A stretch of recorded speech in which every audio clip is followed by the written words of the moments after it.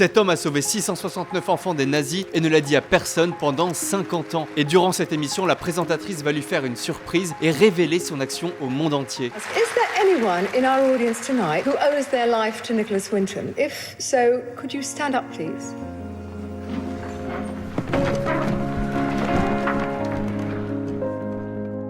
Voici l'incroyable histoire de Nicholas Winton, le héros inconnu de la Seconde Guerre mondiale.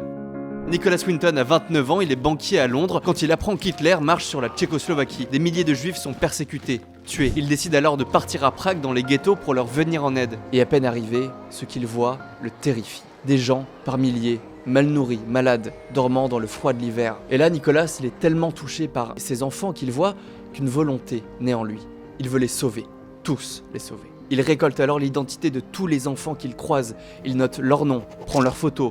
Son but, transporter le plus d'enfants possible dans les pays libres pour au moins qu'ils aient un avenir. Nicolas arrive finalement à enregistrer plusieurs milliers d'enfants et le 14 mars 1939, c'est le grand jour. Des dizaines d'enfants se rendent à la gare, ils esquivent les soldats, les drapeaux nazis et montent dans le train.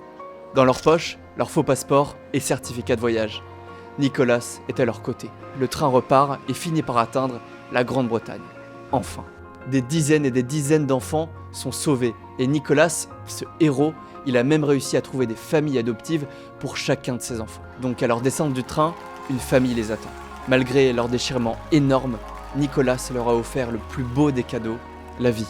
Et entre mars et août 1939, armé de ses faux documents et de sa volonté inébranlable, il arrive à faire partir 8 trains jusqu'en Grande-Bretagne. 669 enfants sauvés des nazis.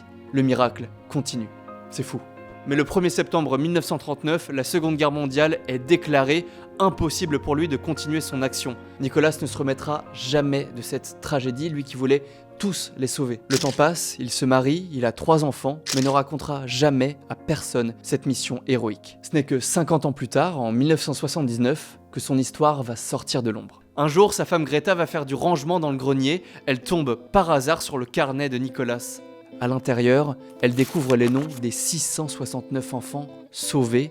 Pour le féliciter et rendre publique son action héroïque, elle va lui réserver une petite surprise. Back here is the list of all the children. This is Vera Diamant. Vera Gissing is with us here tonight. Hello, Vera.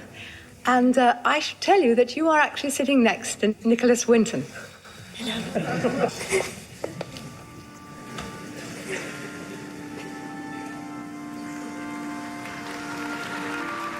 50 ans plus tard, Nicolas obtient enfin la reconnaissance qu'il mérite.